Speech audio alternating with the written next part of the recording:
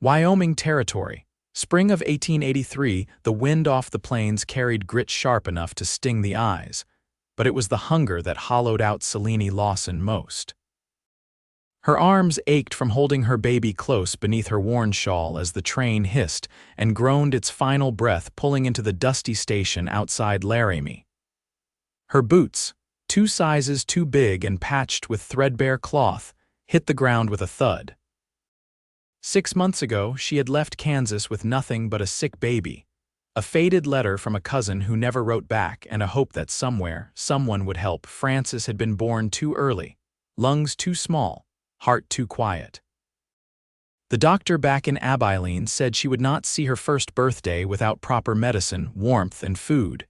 Selene could barely afford a stale biscuit. Her husband had died before the girl was born, crushed under a wagon, no family left. No prospects. Just a baby with wide, solemn eyes and a cough that rattled through the night. "Ma'am," a voice pulled her from the haze of exhaustion. A man, tall and clean, stood in front of her. Dressed in a black vest and polished boots, he looked like he belonged in a bank ledger, not out here in the wild. His horse stood tethered behind him, the animal's coat gleaming like oil. "You Selene Lawson?" She blinked. "Yes," he tipped his hat. "I am Oscar Merrick. I own the Broken Rock Ranch east of town.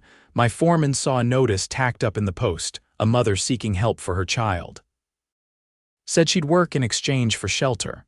He looked down at the bundle in her arms. "That still stand?" Selene's throat tightened. "Yes, I will clean floors, cook, whatever you need." "I do not need a maid," he said simply. "I need a wife." "What?" Oscar nodded toward a buggy parked nearby. "I can afford doctors, food, a warm bed. But the town council is making noise about settling taxes on my land. A married man has advantages. A family steadies a reputation. You need help. I need a name on paper. No strings beyond that." Selene's heart beat like a drum in her ears.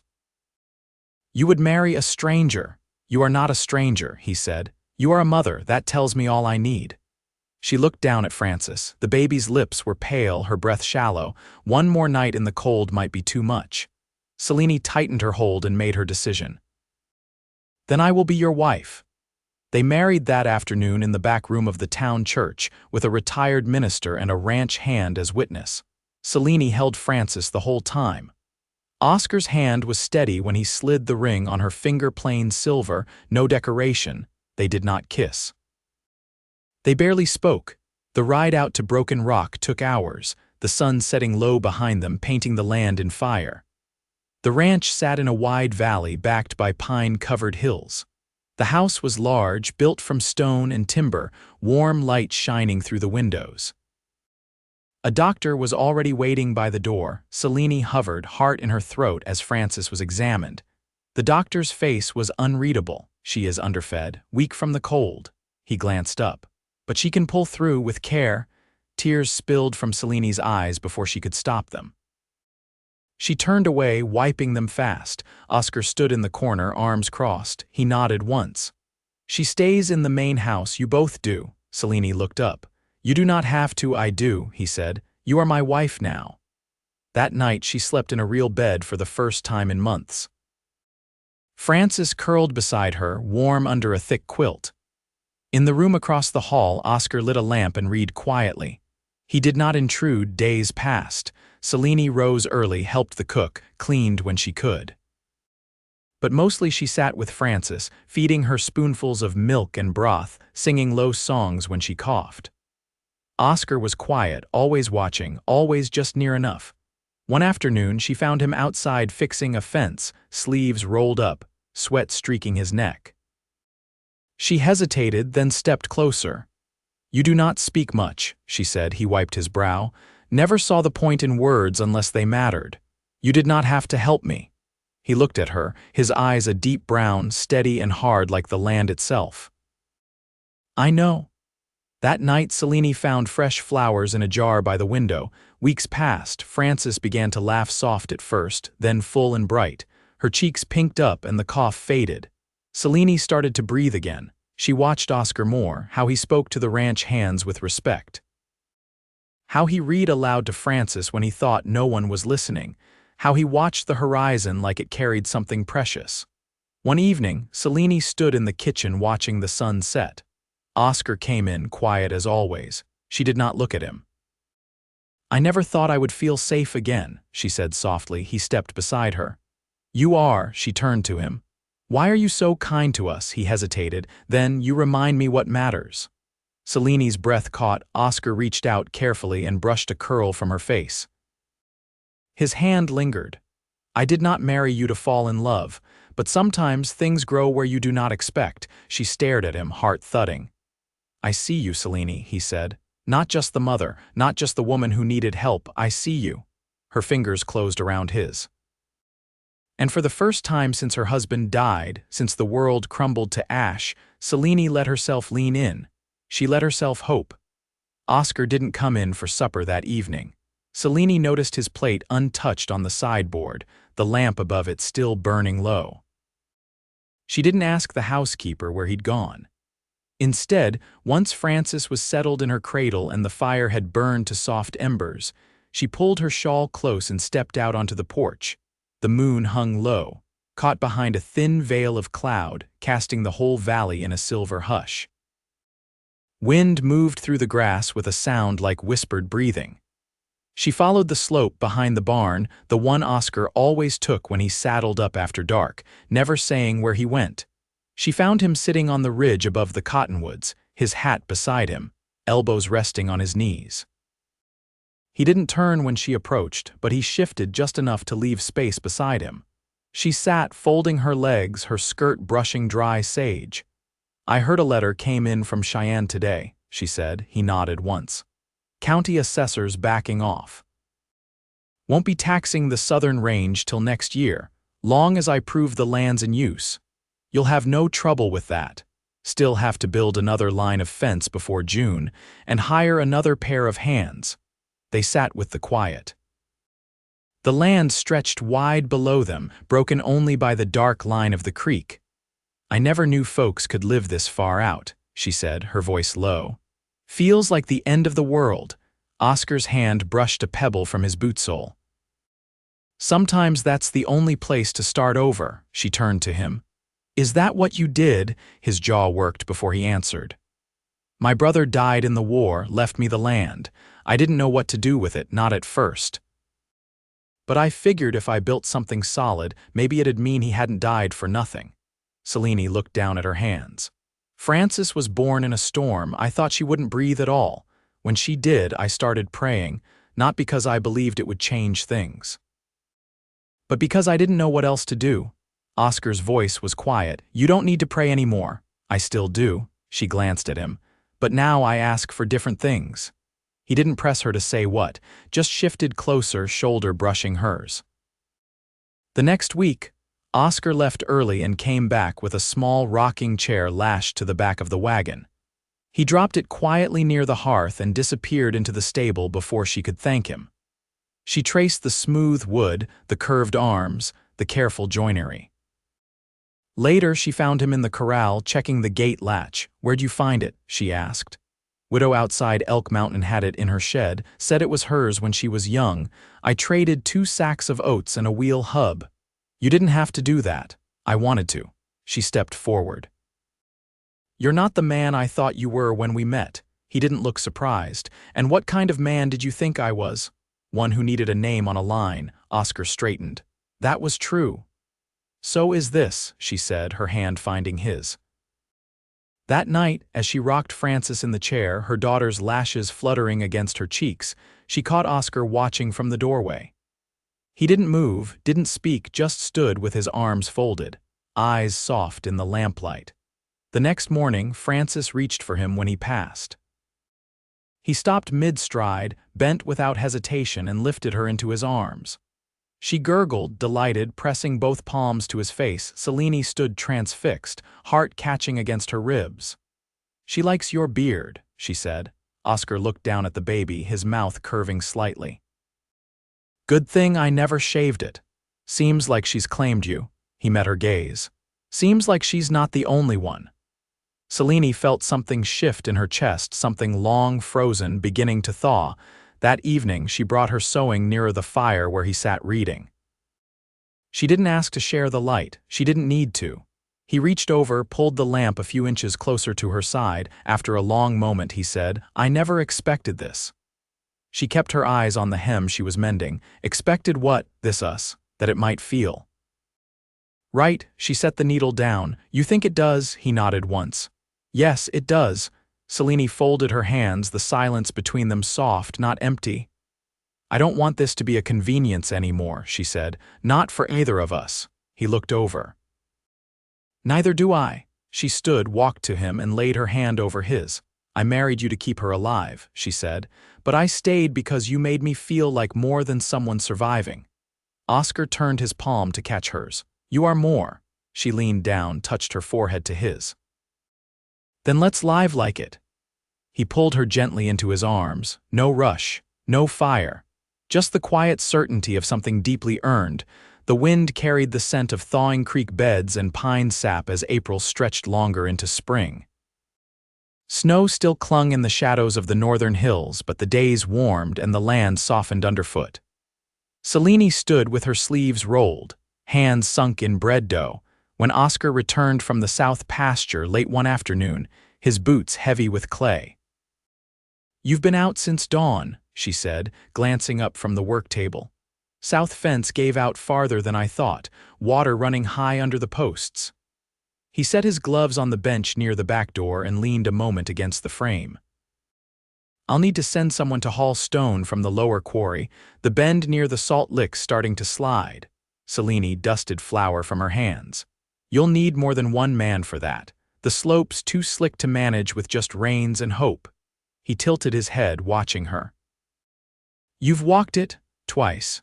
Once last week when I was looking for willow bark, the other when Francis wouldn't quiet unless I kept moving. He gave a low hum, then stepped closer. You feel safe out that far? I do now. Oscar's eyes held hers a beat longer than usual before he reached for the crock of water on the shelf. She turned back to folding the dough, pressing it gently into the pan. Later, after supper, she saw him lingering near the hearth where Frances had drifted to sleep in her small cot, one arm flung over her head.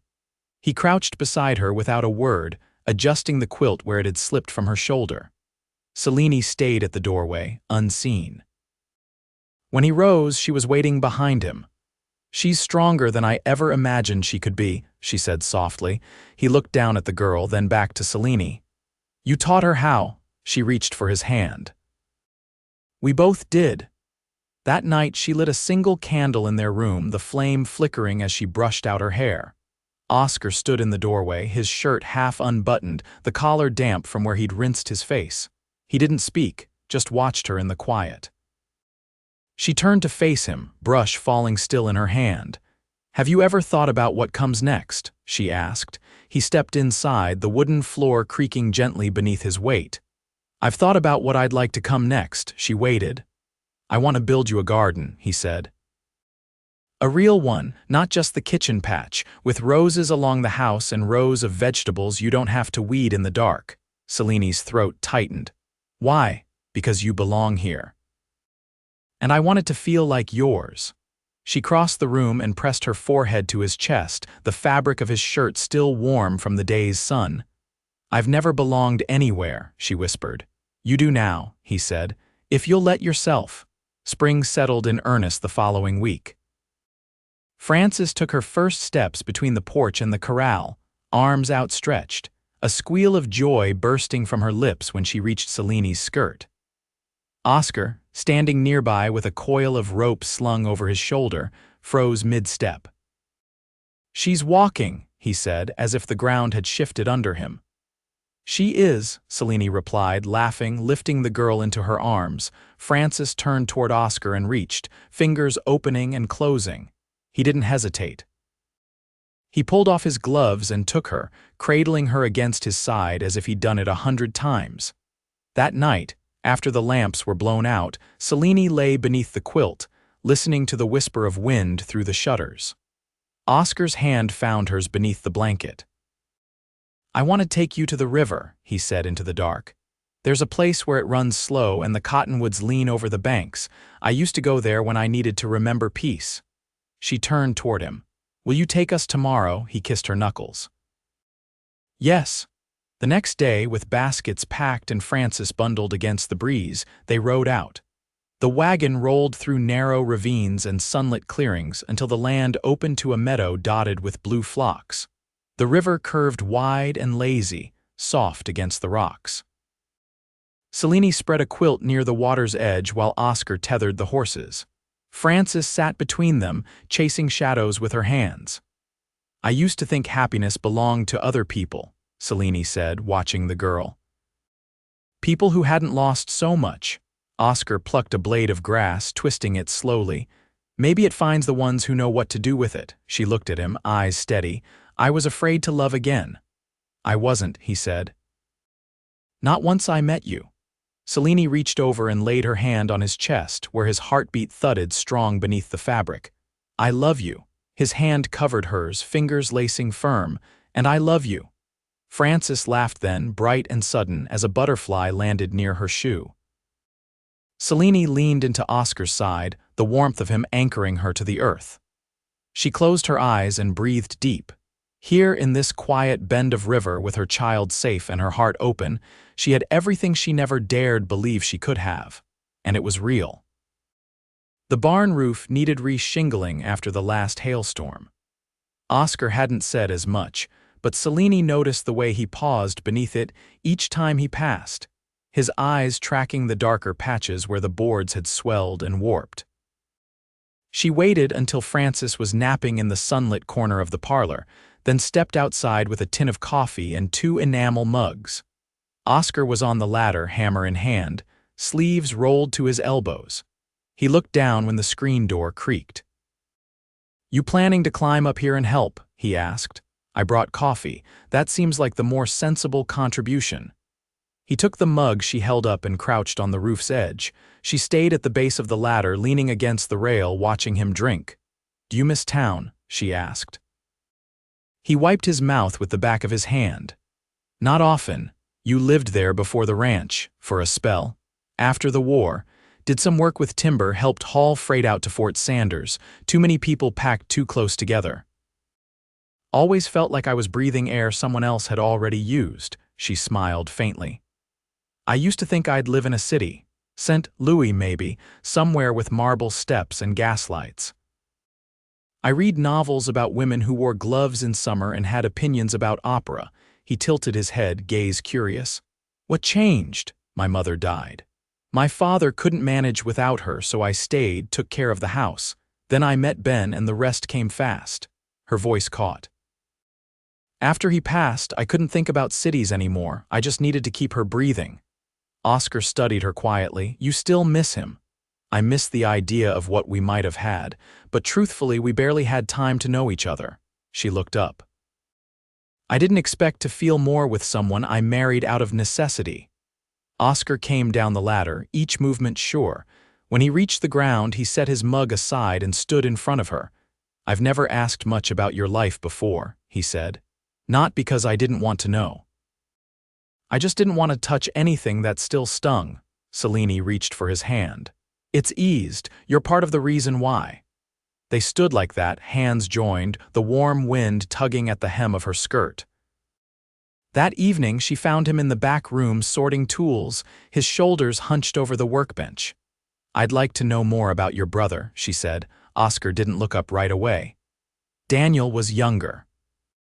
Wild when he was little, always tearing through the fields like the world was a race he was trying to win. "Did he want to fight?" "No," Oscar said, straightening. "But our father did. Said it would make men of us. I went east. Daniel followed me 2 years later." "He never made it back." Selene stepped closer. "You carry him with you." "I try to build something he'd be proud of. I don't know if that's the same as peace, but it's steadier than grief." She reached out and touched his forearm. "You've built something strong." And not just with timber and stone. His eyes met hers, steady and open.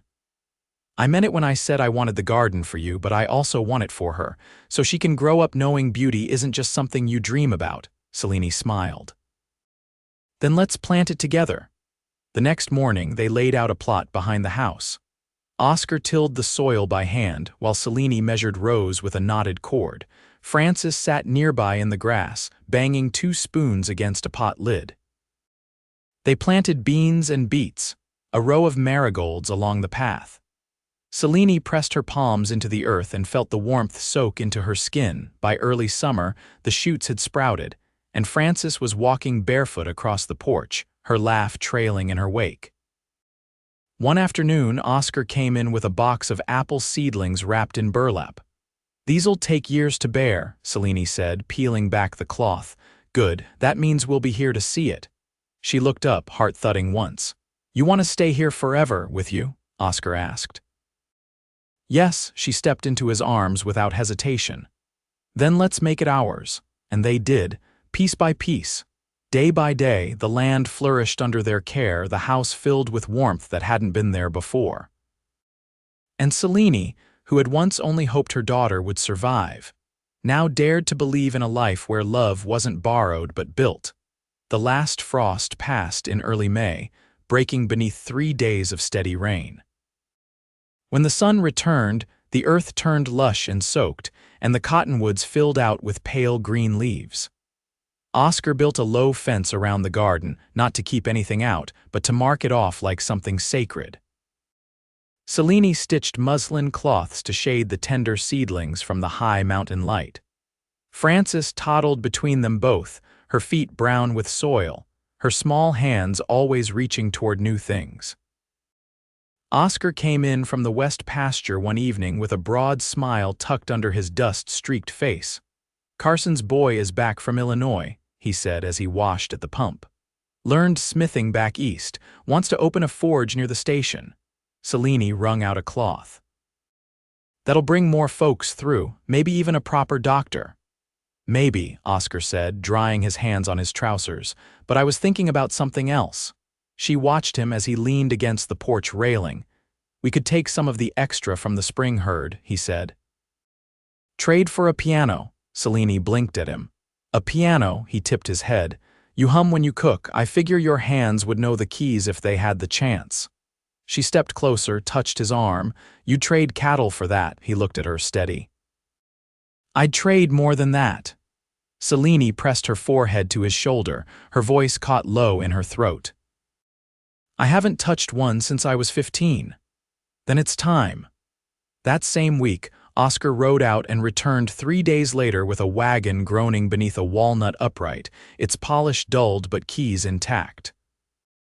Selene stood on the porch with Frances tucked against her hip, watching as he and 2 ranch hands eased the instrument into the parlor. Later that night, after Frances had fallen asleep with her cheek against Selene's knee, Selene lifted the fallboard and laid her fingers on the ivory. She played a slow hymn she remembered from childhood, each note soft but sure. When she turned, Oscar was leaning in the doorway, arms crossed, listening. "I didn't know you could still play like that," he said. "I didn't either." He crossed the room, knelt beside her, and placed his hand over hers on the keys. She turned her palm, laced their fingers together. In the weeks that followed, she played each evening while he rayed beside the hearth. Frances would sway near the rug, humming tunelessly, her head bobbing.